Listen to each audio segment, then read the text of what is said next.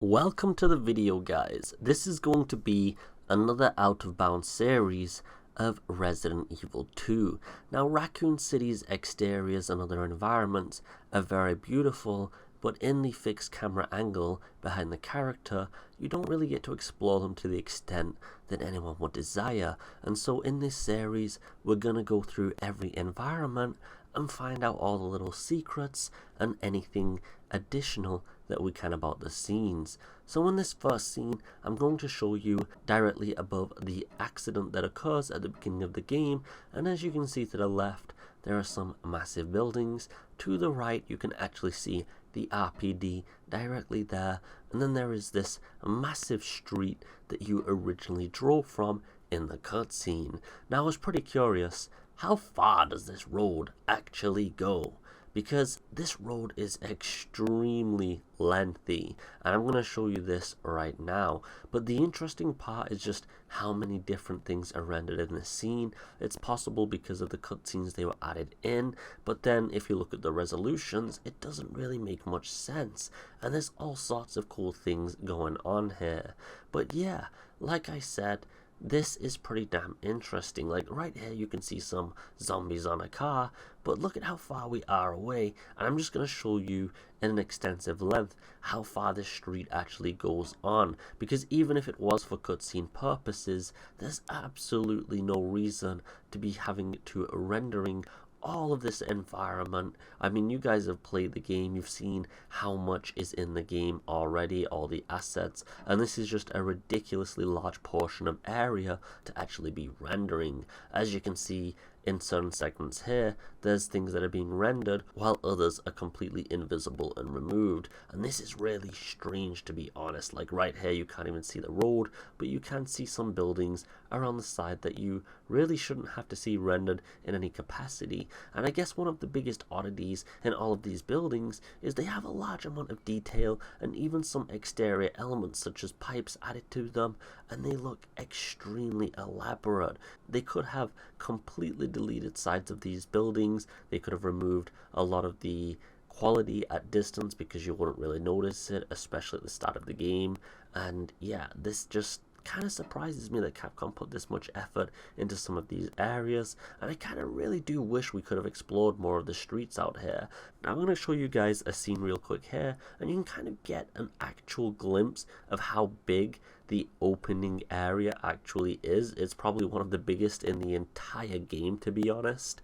Like, the magnitude of the environment here is absolutely fantastic. Like, this is what I wish we would have actually had access to. Of course, nobody was expecting an open world game, but if we would have had all these additional streets and things, this would have made for an absolutely beautiful and apocalyptic environment. Now I'm going to show you some close-ups of some alternate buildings, and you can really understand what I mean by Capcom could have deleted other sides of the buildings, the roofs that we just saw previously, because at the beginning of this scene you can clearly see they did just that. And one of the more interesting things that I actually wanted to go look at is how this building is rendered in close proximity, and as you can see, it's actually got a quite interesting design. Overall, I actually kind of saw this as a flat building, but this rooftop's quite unique. And then I actually wanted to see kind of what sprites Capcom were using to make these windows look normal, and you can kind of see it's just normal office pictures. Nothing actually looks out of the ordinary here.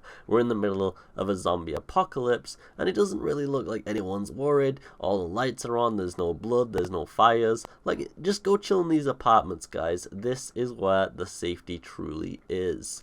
Now, we're going to go back into the city, and there will be some visual glitches from time to time. This is just how Capcom renders this game, but I did want to go and look over this little overpass, and I wanted to see exactly what's underneath here. And as you can see, this area is actually very curiously rendered in different portions, because it will be visible from both the starting area as well as when you move underground and you go towards the police station. So I'm going to highlight right here, and you can actually see it quite clearly, and it's a good demonstration of how Capcom actually hides assets and renders them. And this basically changes the GPU and CPU load that will be loaded into your game, and this is for optimization purposes.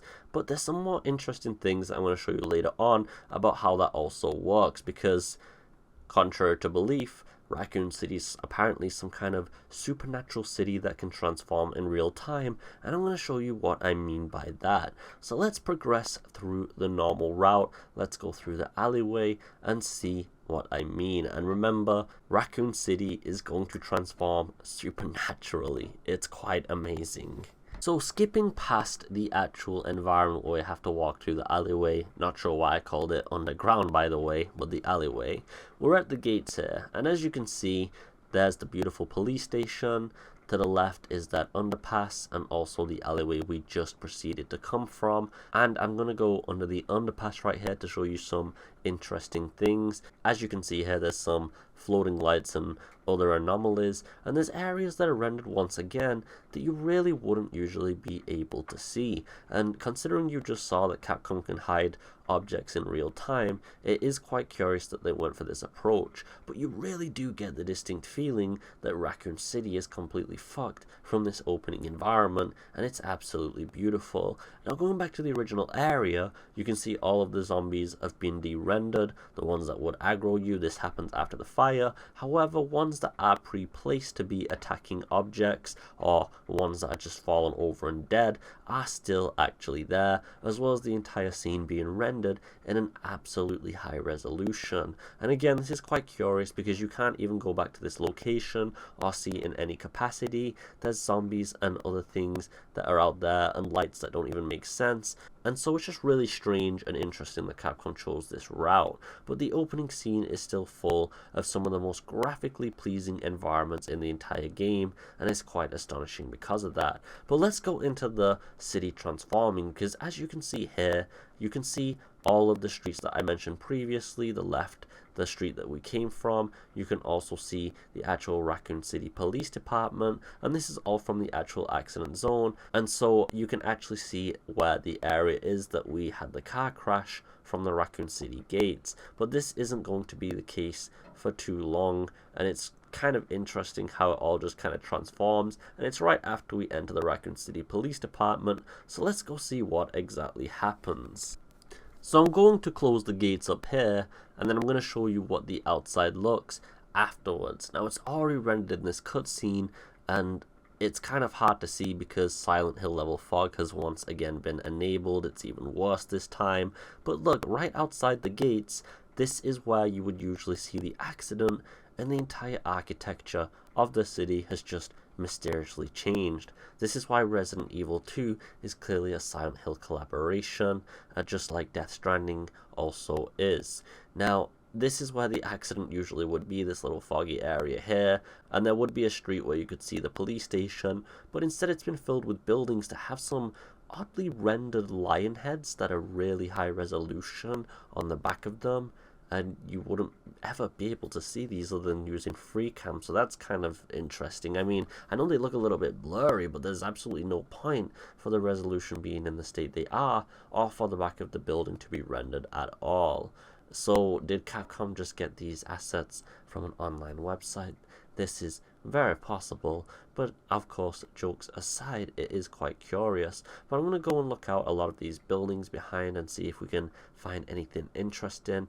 But one of the most peculiar things is just how high quality every single one of these assets is that you'll never be able to see. I'm sure many of you have played the entire game multiple times, and you'll never see some of the props that you see here, and they've been done to such a level of degree in quality that it's just kind of confounding. Even the windows and the blinds, for example, if you look up close and interchange, they're different. And again, I don't really particularly see the reason why Capcom would have done this. It's just kind of an astonishing and strange little fact. And also, I really am sounding like a broken record right now, but the goddamn quality on these things is immense. They could have just, again, cut out all of the walls here, like I showed you previously in one of the other cutscenes, and that would have made a lot more sense. Now, there's some other interesting assets around the outside of the environment, but you have to trigger them at specific times. Right here, however, we can see the full model for the officer that we apparently cannot save. I can't remember his name, to be honest, I apologize, but you do get to see his entire model as well as some very curious things inside of him. And yeah, we're going to explore inside of him, as strange as that sounds. Now, I just wanted to look around this model in general, and the quality of it is absolutely astounding. I also looked underneath in all sorts of other areas, to see what kind of things we could see, and it seems like the photogrammetry scanning process they've used is just so immense. Look at this level of detail, guys. This is the future. And behind him, as you can see, they've pre-placed some of the models for how he's going to be torn apart here. It's kind of freaky to see this. It looks like he's had a really bad day right here. But yeah, this officer has an extreme level of quality for somebody who's about to be torn apart. Now, if you are looking forward to seeing more of this series and you want to see more of the areas explored, including the interior of the Raccoon City Police Department, the underground, the labs, etc., etc., please do let me know. Leave a like, a share, a subscribe, a $20,000 donation on Patreon, and as always, have a beautiful day. Take it easy, and this guy's about to get fucked.